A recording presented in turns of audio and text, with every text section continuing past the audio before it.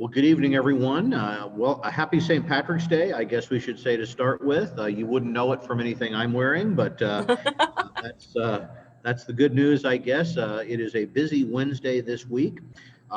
Let's go through very quickly what happened. I'll cover the high points. Guys, jump in, or I'll throw it off to you. I guess probably the top line news is the Senate passed Senate Bill 267, which is their version of the budget.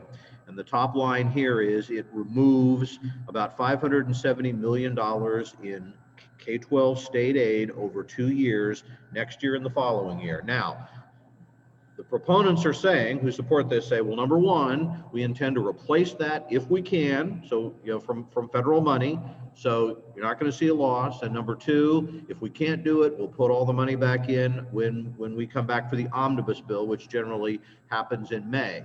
So there's a lot of people saying, calm down. We're not as calm for these reasons. It is a reduction that would be replaced by funding that it's highly questionable if it can be used that way. If it can, it takes dollars away that would be on top of ordinary funding for extraordinary COVID costs. So this would mean you would not have as much extra money to deal with extra expenses. And of course, all that federal money expires within several years, and then the state would have to have a plan to replace that, which we haven't seen at this point. Nonetheless, it's through the Senate, headed to the House. The House version of this of the K-12 budget does not yet make those cuts, but it's contained in House Bill 2119 with other policy pieces, notably expansion of private school aid and new restrictions on remote learning.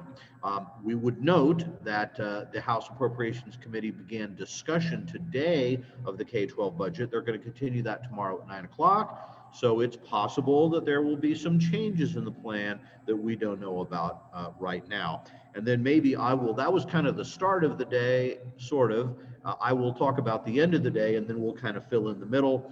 The House K-12 Budget Committee just kind of partially resurrected Senate Bill 235, the Back to School Act, which failed on the floor a day or two ago.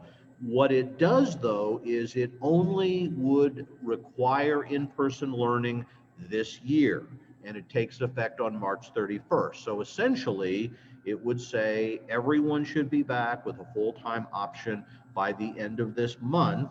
But the committee was quick to point out that if there's emergencies or floods or disasters, whatever, there's still waivers, and all those exceptions are fine, and it would only be for this year. So it certainly is much less a concern than the earlier bill, which went on forever, but it obviously still would require boards sort of to offer an option that maybe is not being done.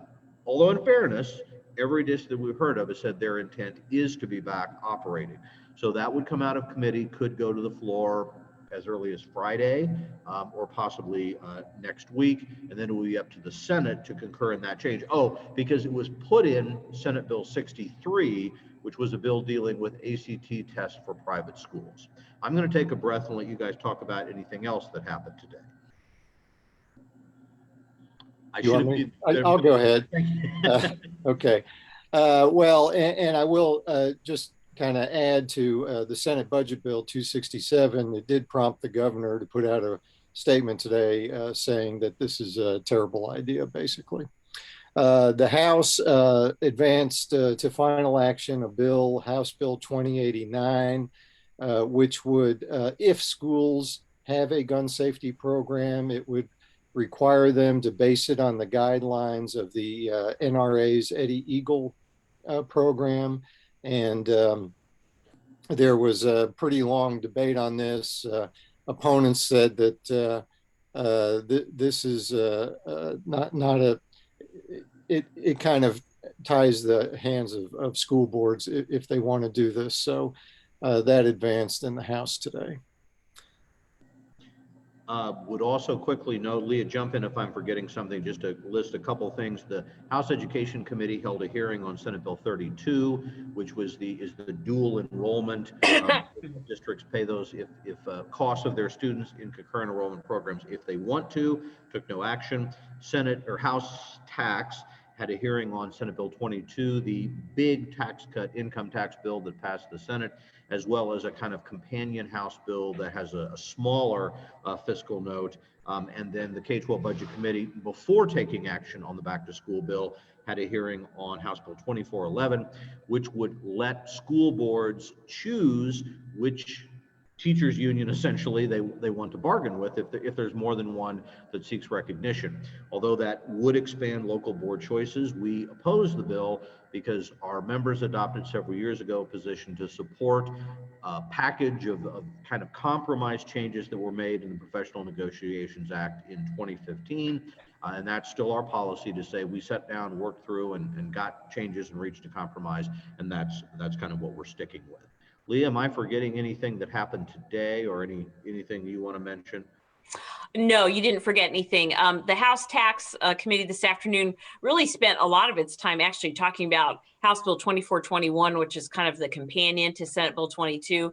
House Bill 2421 has the lower fiscal note. It would reduce state revenues by about $118 million in fiscal year 22, $125 million in 23, and $130 million in FY 2024.